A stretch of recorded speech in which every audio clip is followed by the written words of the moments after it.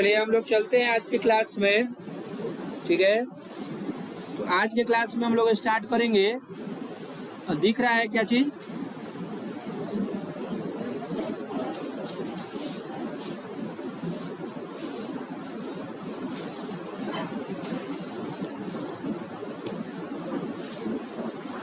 तो यहाँ से हम लोग स्टार्ट कर रहे हैं। देखो, रो एंड कॉलम्स हो गया था, याद है? यानी डाटा का सॉर्टिंग कर सकते हैं, ऑटो फिल हो गया था। अब ध्यान दो, मल्टीपल सीट पे, ये मल्टीपल सीट लिखा है, हैं? यानी हम मल्टीपल सीट में हम लोग डाटा को अरेंज कर सकते हैं। ठीक है, मल्टीपल सीट में भी हम लोग डाटा को क्या कर सकते हैं? अरेंज कर सकते हैं। अगला है कंडीशनल फॉर्मेटिंग। हम डाटा को क्या कर सकते हैं? कंडीशनल फॉर्मेटिंग कर सकते हैं। डाटा वैलिडेशन, डाटा को प्रिंट करना, ये सारा चीज़ हो गया था ना। आगे हम लोग पढ़ रहे हैं student marks and result preparation पढ़ रहे हैं, यानी यूज क्या क्या कर सकते हैं लाइब्रेरी ऑफिस का। तो लाइब्रेरी ऑफिस इंक्लूड द, है ना, इंक्लूड्स द यूज,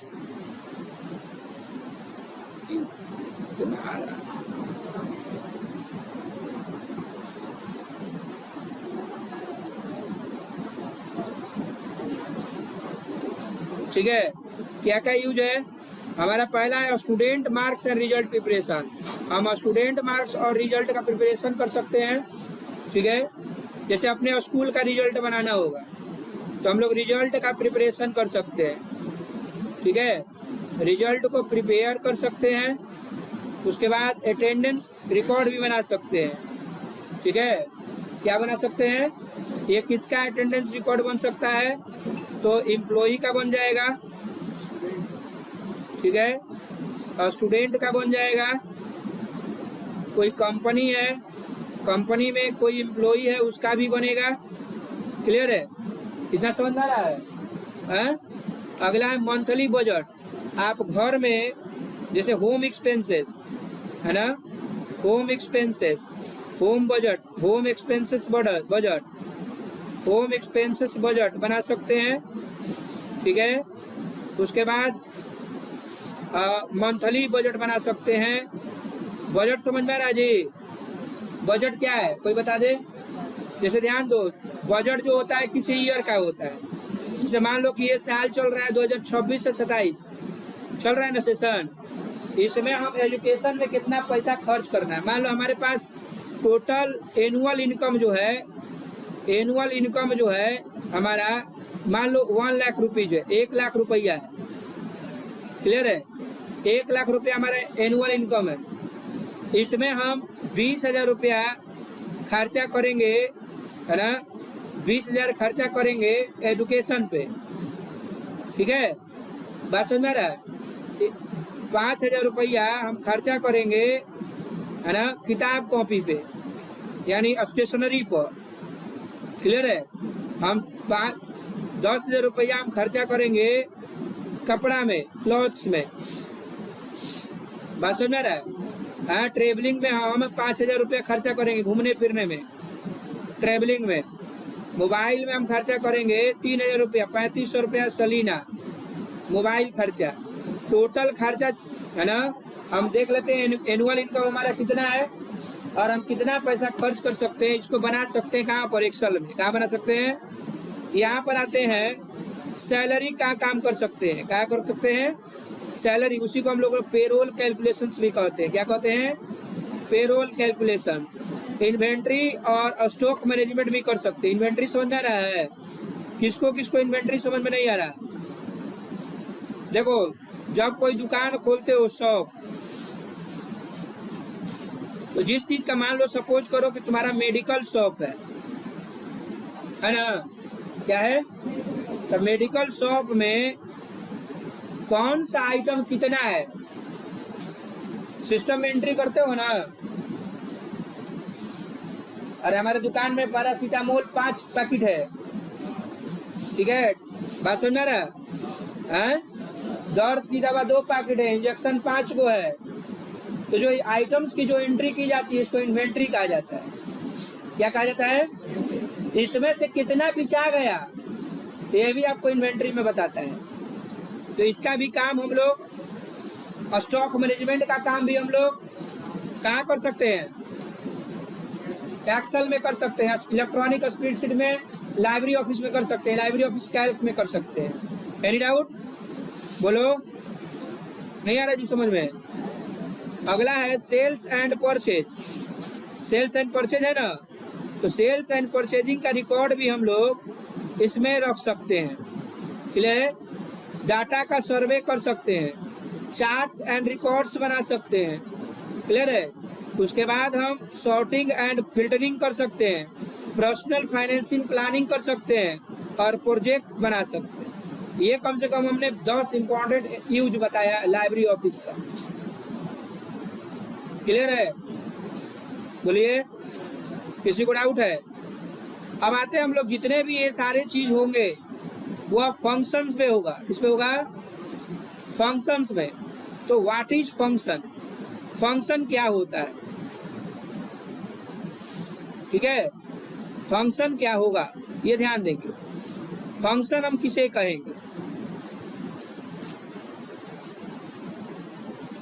तो दिया गया है, यहाँ पर ध्यान दीजिए। हम लोग जैसे मैथ होता है ना, मैथ में हम लोग फॉर्मूला यूज करते हैं। याद करिए, अगर हमारे पास a प्लस बी का होल स्क्वायर है, यूज करते हैं a square plus B square plus 2ab। तो ये एलजेब्रा एक्सप्रेशन का है। किसका ये है? एलजेब्रा एक्सप्रेशन का है। एलजेब्रा एक्सप्रेशन का फॉर्मूला है जी। हाँ, अगर हम एरिया ऑफ ट्रायंगल यूज करेंगे, क्या यही फॉर्मूला यूज करते हैं?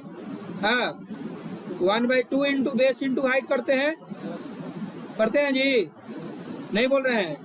अगर एरिया ऑफ सर्कल निकालना है तो, एरिया ऑफ सर्कल निकालना है तो पाई आर स्क्वायर लिखते हैं ना, कि यही एरिया ऑफ ट्रायंगल यूज करते हैं, पाई आर स्क्वायर लिखते हैं ना।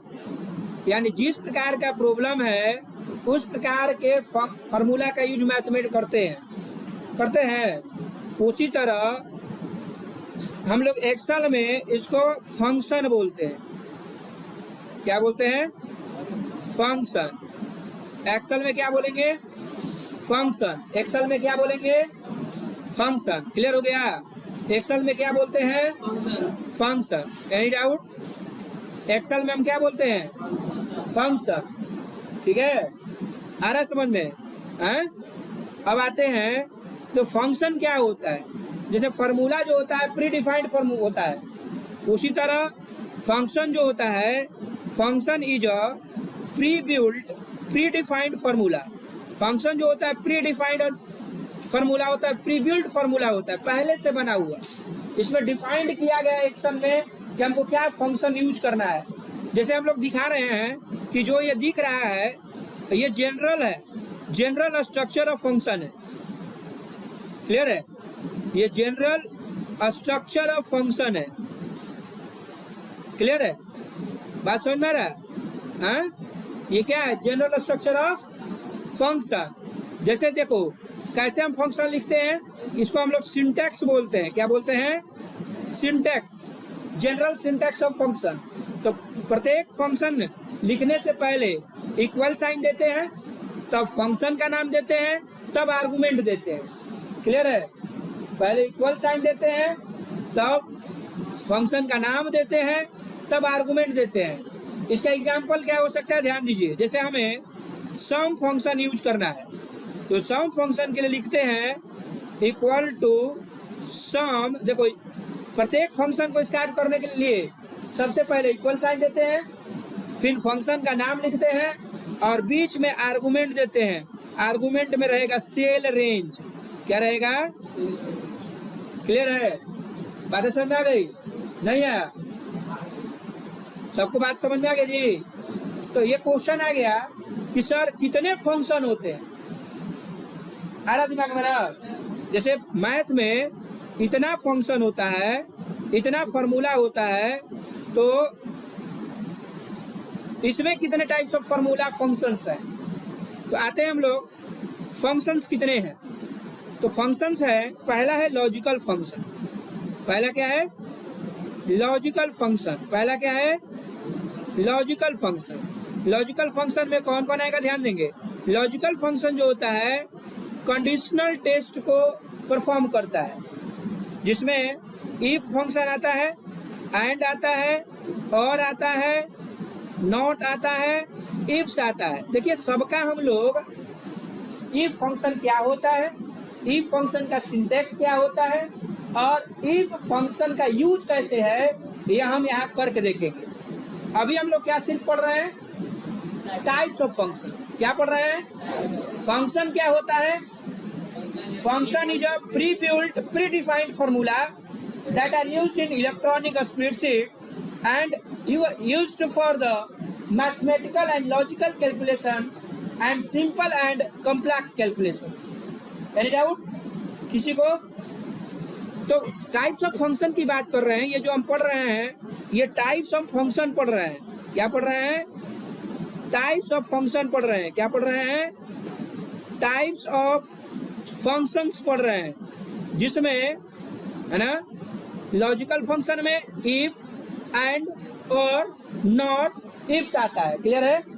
कोई डाउट है इसमें? अरे अभी याद क्या रखना है? अभी याद रखना है फंक्शन का नाम। कौन कौन फंक्शन होता है? तो लॉजिकल फंक्शन होता है, उसके बाद जो है टेक्स्ट फंक्शन होता है ना, टेक्स्ट फंक्शन होता है, उसके बाद मैथ एंड ट्रिग्नोमेट्री फंक्शन होता है, उसके बाद स्टैटिकल फंक्शन होता है, उसके बाद लुकअप एंड रेफरेंस फंक्शन होता है। Next date and time function होता है, डेट एंड टाइम फंक्शन। अगला होता है फाइनेंशियल फंक्शन, अगला होता है information function, database function, dynamic array wave and functions. ये इतने सारे फंक्शन जो है यूज होते हैं लाइब्रेरी ऑफिस कैल्क में या माइक्रोसॉफ्ट एक्सेल। Any doubt? अब यहाँ से क्वेश्चन आया कि सर लॉजिकल फंक्शन में कौन कौन होता है? तो लॉजिकल फंक्शन के अंतर्गत logical functions includes the if function. Functions कैसे लिखते हैं? जो फंक्शंस ऐसे लिख दिए ना, इफ और दो को ब्रैकेट दे दिए, इसको फंक्शन पढ़ते हैं। क्या पढ़ते हैं इसको? इसको फंक्शन पढ़ा जाता है। क्या पढ़ा जाता है? कैसे पढ़ेंगे इसको? इफ फंक्शन ऐसे दे देंगे, नॉट फंक्शन ऐसे लिख देंगे, नॉट फंक्शन। ठीक है, बात समझ में आ रही जी? नहीं आ रहा है?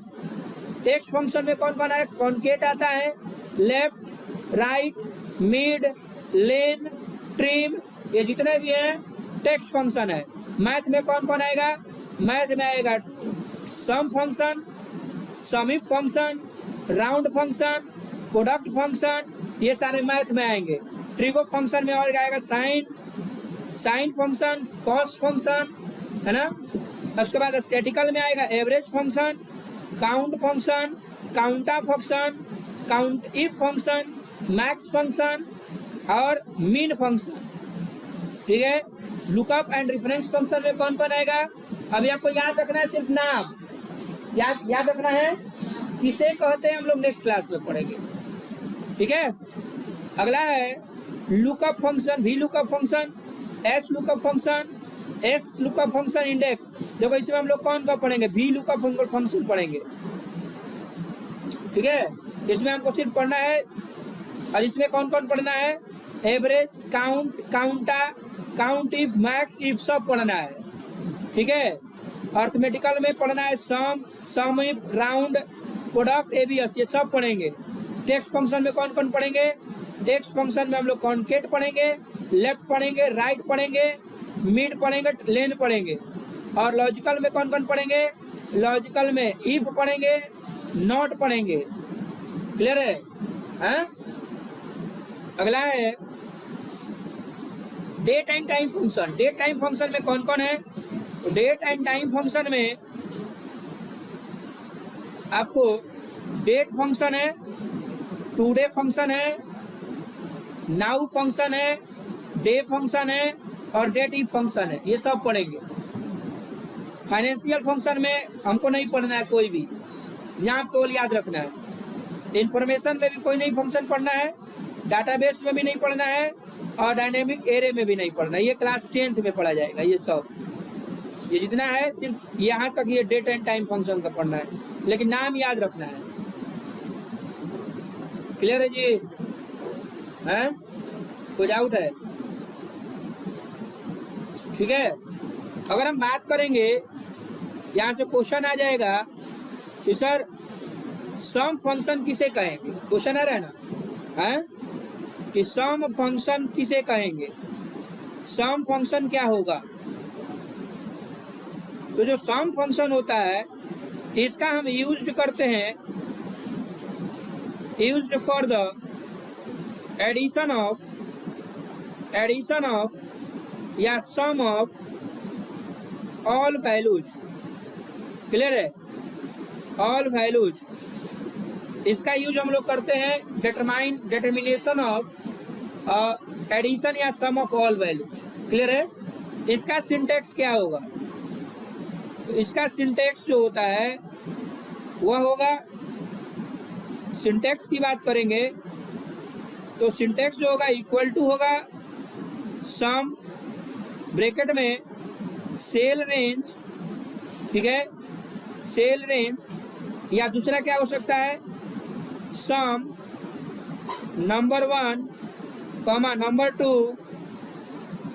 टू, ठीक है, या क्या और हो सकता है equal to num1 plus num2 plus num3, है ना, डॉट डॉट।